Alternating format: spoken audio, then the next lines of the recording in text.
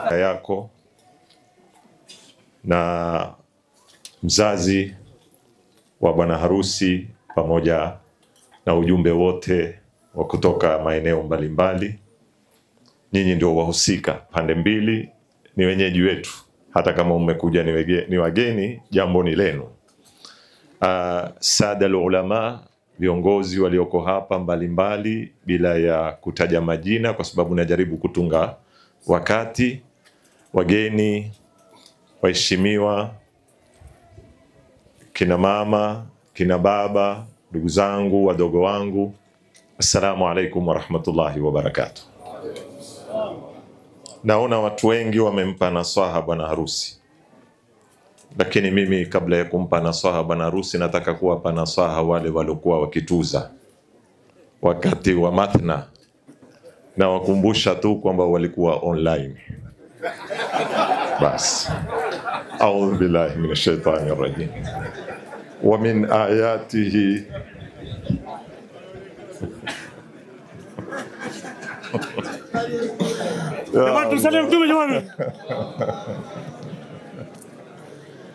wajua haya mambo hayataki ushujaa, yataka utenda kazi. يقول الله سبحانه وتعالى ومن آياته أن خلق لكم من أنفسكم أزواجا لتسكنوا إليها وجعل بينكم مودة ورحمة إن في ذلك لآيات لقوم يتفكرون. Tuko hapa kwa matukio mawili muhimu sana, ingawa sisi zaidi tumelekeza fikra zetu kwenye tukio moja katika haya mawili, lakini tusisahau kwamba sisi tuko katika mwezi wa mazazi ya Bwana Mtume Muhammad, na tuko katika hiyo wiki baina ya tarehe 12 mpaka tarehe 17, wiki ya umoja, ambaye hakuna kiumbe bora anaweza kutukusanya binadamu wote kama Mtume Muhammad.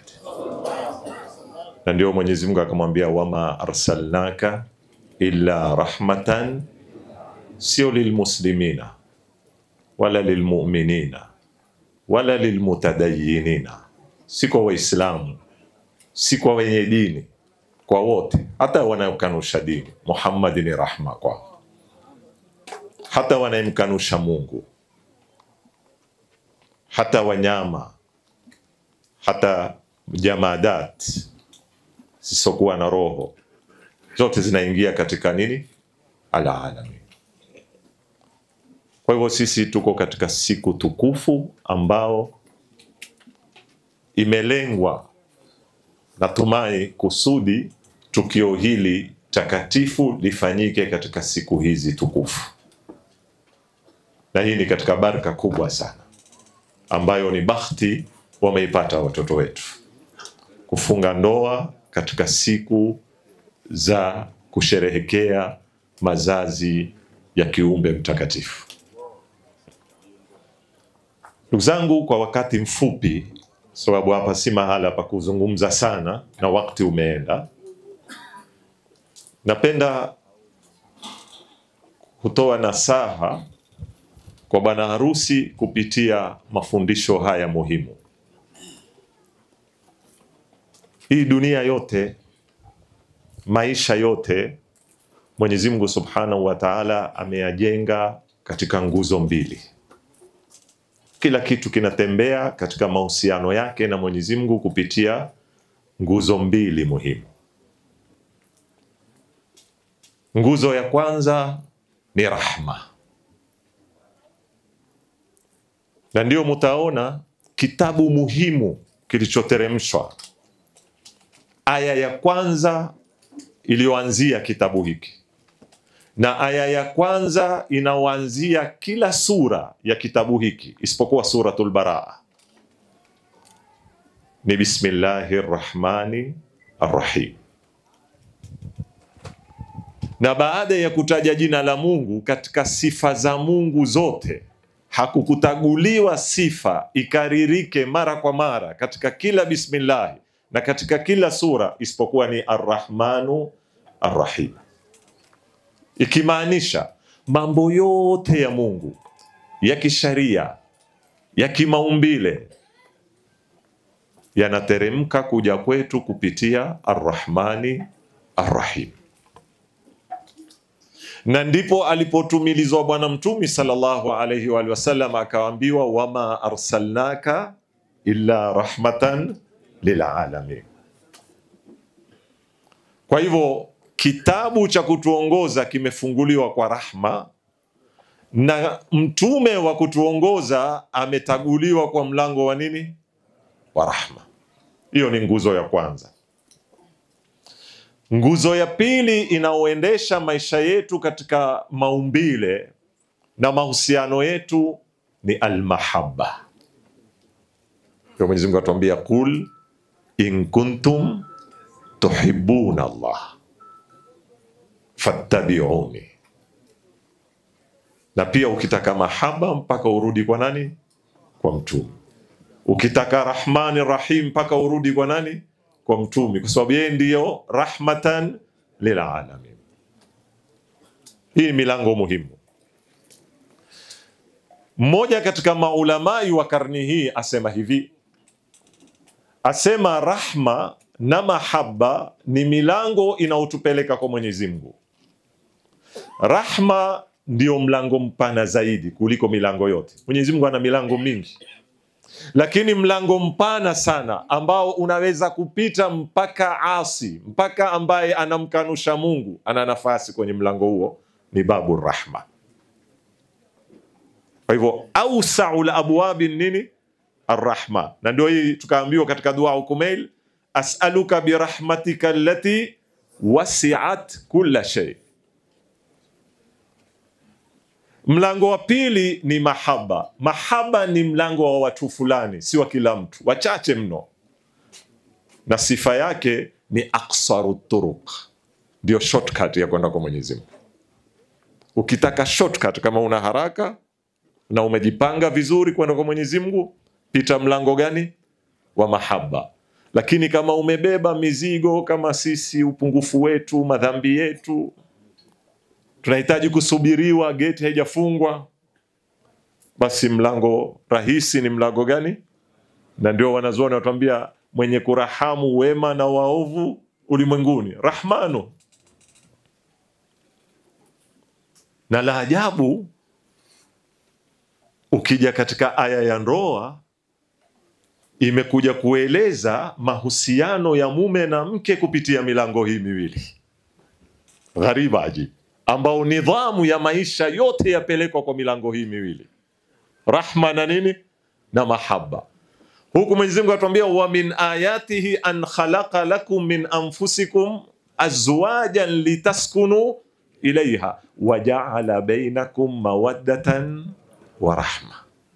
Mahaba wa rahma. Napenda tu bwana harusi anisikilize vizuri hapa sasa. Kuna tafsiri tatu hapa ya vitu hivi viwili. Kuna tafsiri wameitukua rahma ala tulil mahaba, yani wasema hivi, mwanzo mkioana mwatembea kwa msingi wa mahaba, yani mambo mazuri mazuri, sio? Lakini siku za kwanza huwa harufu za asmini, harufu za udi, zile tulioambiwa jana sweetheart huwa nyingi sana. Kisha huenda kidogo mkiwa wazee, sio?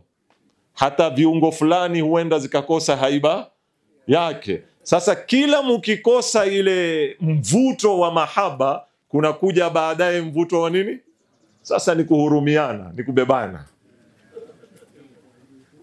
Yani mshapita tena miaka 40 huko, miaka 50 tena, watoto, wajukuu, nafasi mpaka ya kusotea nyumbani, mpaka utengeneze mazingira, sio?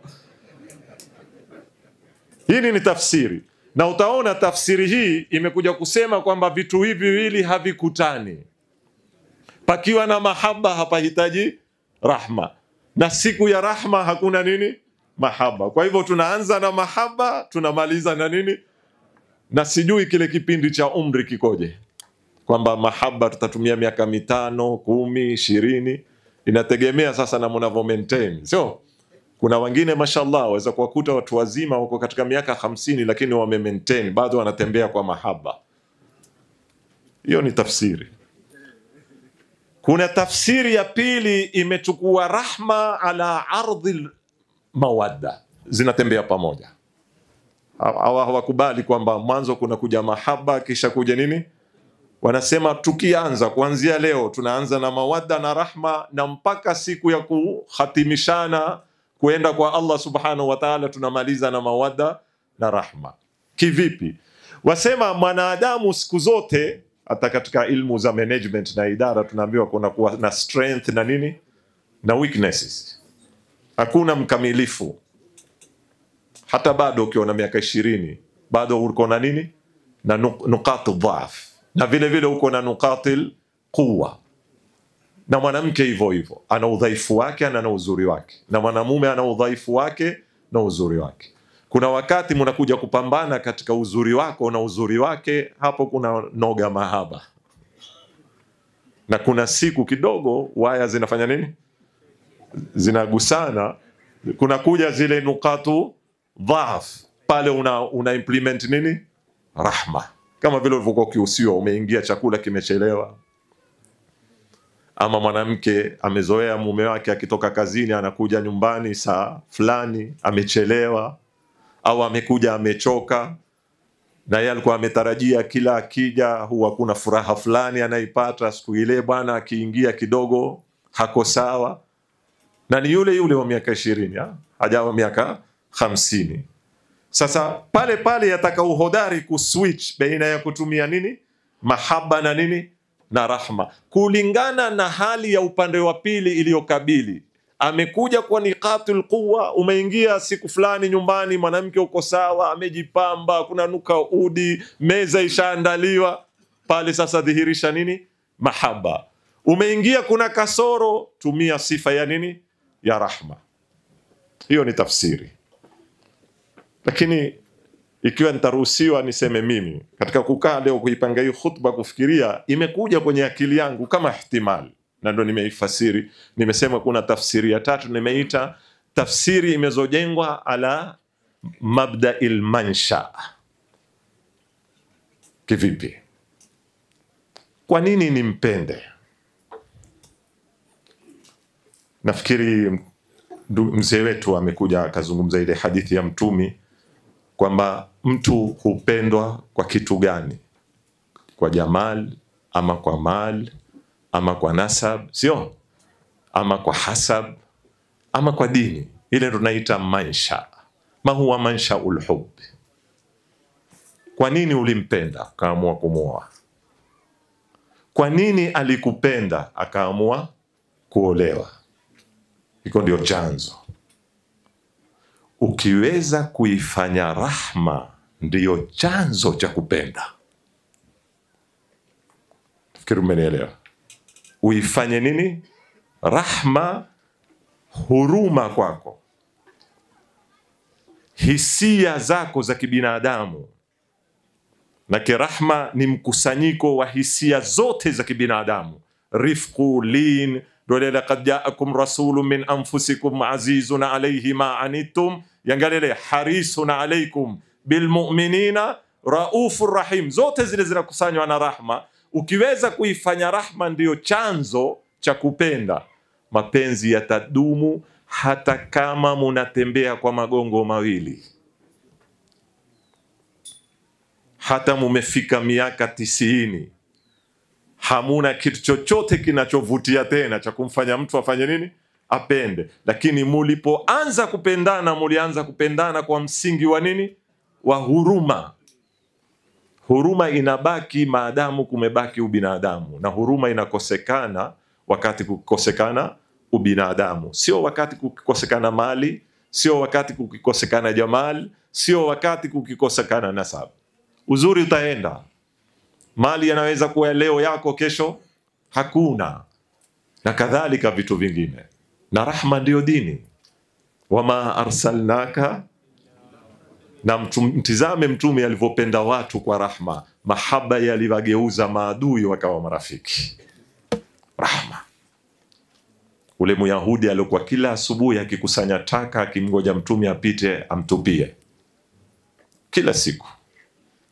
Baada ya muda mrefu Mtume akamkosa, akauliza, yuko wapi ule jamaa yetu anaotutusi kila siku barabarani na kuturushia taka? Akaambiwa mgonjwa. Akasema twendeni tukamtizame. Alipokwenda yule Myahudi akamuuliza, umekuja kunitizama mimi ninaye kutusi, mimi ninaye kudharau? Akamwambia naam.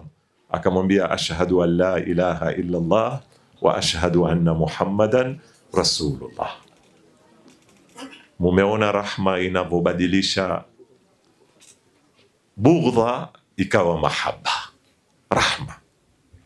Na rahma yako kama mume unaweza kumbadilisha mke akawa na mapenzi ya hali ya juu, na rahma ya mke inambadilisha mume akawa na mapenzi ya hali ya juu na kumwengeza. Waja'ala bainakum mawaddatan, kisha mwisho Mwenyezi Mungu akatuambiaje? Inna fi dhalika la ayatin liqaumin, kaeni mufikiri vizuri, kaeni mujipange namna ya kutumia rahma.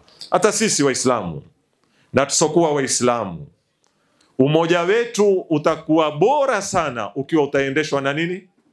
Ndio ile Muhammadun Rasulullah, walladhina ma'ahu ashidda'u 'alal kuffari ruhama'u bainahum. Rahma inaweza kutuunganisha wakati tukikubaliana kwamba sote tuna udhaifu, tuna na nini? Ubinadamu. Sitaki nirefushe sana, wakati umeenda, na pengine kama wanavyosema watu wa sasa, tanki imekuwa empty, network pia zenyewe sasa hivi zinafanya nini?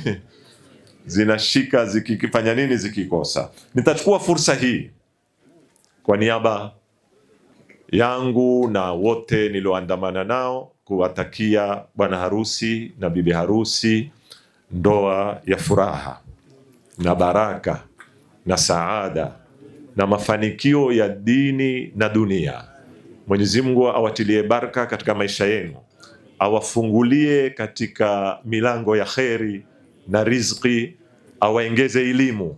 Ni fakhri kwetu kuwa na watoto waliosoma, na jumla ya kusoma kwao hawajakiuka mila zao na dasturi zao, na moja ni kulinda wazee wao, sio kuwalazimisha wazee wao kwa sababu wao wamesoma. Na tumemsikia hapa adabu alokuwa nayo huyu kijana kwa wazee wake, pamoja na kwamba amesoma. Alhamdulillah, hii ikionyesha kitu, inaonyesha tuna kizazi ambacho tunakitumainia kuendeleza utamaduni wetu na historia yetu na dini yetu na tamaduni zote na ada na dasturi. Mwenyezi Mungu awafikie, awape kheri. Na wale vijana ambao walikuwa wakisherehekea wakati wa kasida, lakini wakati wa mathna wala wa wahida hawakuwa na chenye kuwasherehekea, Mwenyezi Mungu awape mafanikio katika maisha yenu. Siku moja na nyinyi muweko hapa. Wassalamu alaikum wa rahmatullah.